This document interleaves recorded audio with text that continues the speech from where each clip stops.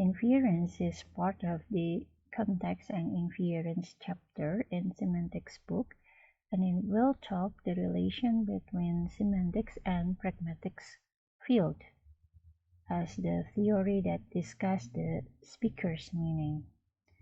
So before we know more about inference, we need to know the general definition about the inference itself. So in general, inference is the process of deriving conclusions from assumptions and evidence. So if there are two statements like this, I left early, I had a train to catch. So here we have the inference that the speaker left because of having to catch the train. So in order to make inferences about what the speaker meant, the listeners here have a very active role in using what has been said together with background knowledge. So to understand a statement or an utterance, we need to combine it with our background knowledge as we have discussed in the context. One of the examples of inference is by using anaphora. Anaphora is a referential relationship where further expressions are used to refer to the same entity. Here, if we have sentence like, I invited John and he came, John and he identify the same individual. He, in this case, is the anaphoric pronoun.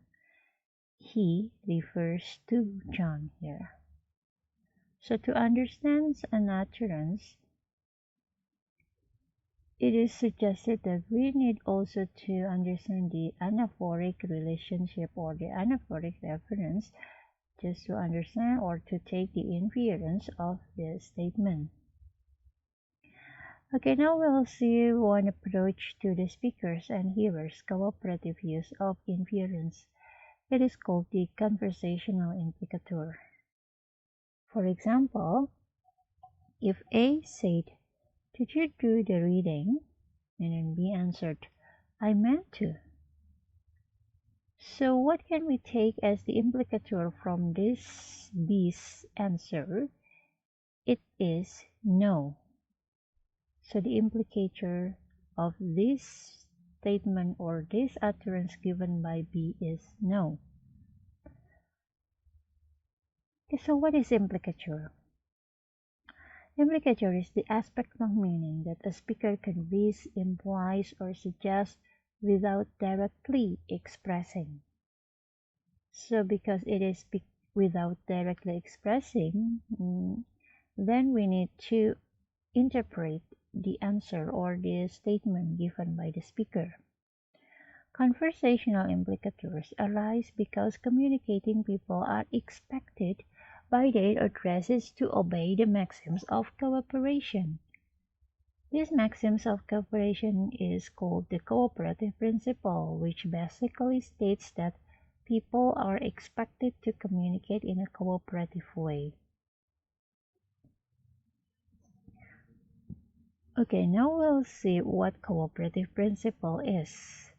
As we have already said that cooperative principle is some principles that govern our conversation. Here Grice said that in cooperative principle, you should make your conversational contribution such as is required at the state at which it occurs by the accepted purpose or direction of the talk exchange in which you are engaged. Cooperative principle has 4 maxims.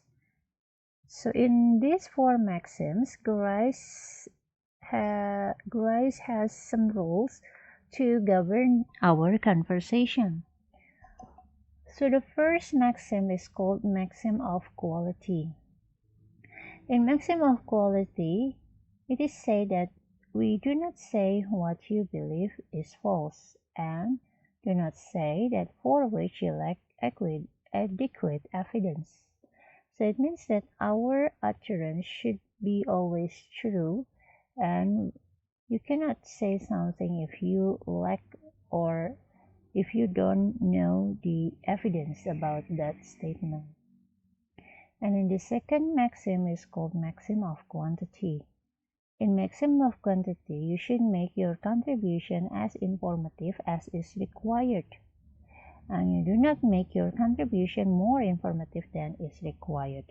So the information given from your statement should be not more and not less than is required. And the third one is the maxim of relevance, or also called the maxim of relation. In this maxim of relevance, you need to make your contributions relevant. It means that in every of your statement should relate to the other statement. And the last one is maxim of manner. In maxim of manner, you need to be perspicuous, and specifically, you need to avoid ambiguity, to avoid obscurity, to be brief, and to be orderly. So your utterance should be within these maxims whenever you utter something. Okay, in the maxims actually help the hearer arrive at implicatures. So when you have sentence or utterance like, can I borrow 10 euros? And then be answered, my purse is in the hall. Actually, the implicature arises from this dialogue is yes. So it means that when B answered like this, it has the meaning that B will borrow A that amount of money. Another example. Okay, did you do the reading for this week's seminar? B answered, I intended to. Okay, the implicature arises from this dialogue is actually no, because B is still intended to do the reading. So it means that he hasn't perhaps done the reading for this seminar.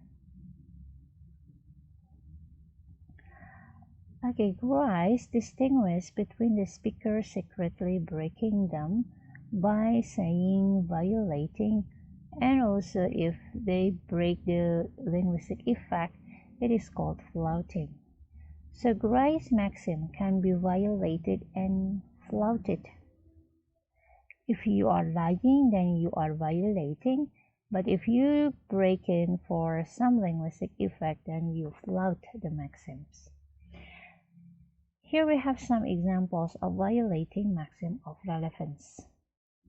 For example, the teacher said, why didn't you do your homework? And then the student answered, may I go and get some water?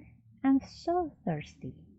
So actually it breaks the relevance maxim, since students' answer doesn't answer the teacher's question, and it means that the student violates the maxims of relevance. Another example is given by flouting maxim of manner. Here, one of the examples of flouting maxim of manner is the use of irony in the sentence.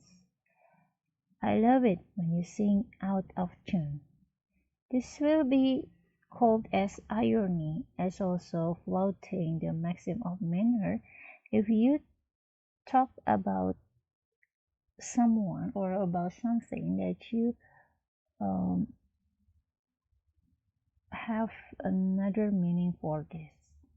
So I love it when you sing out of tune. It means that you break the rule because you do not want, for example, want to hurt herself, or saying that your voice is not really good, for example. So you have to break them for some linguistic effect. Okay, so these are what we can talk in inference. So in inferring something, we need to relate it to the use of implicature and also to the use of cooperative principle in our utterance. Thank you very much and see you.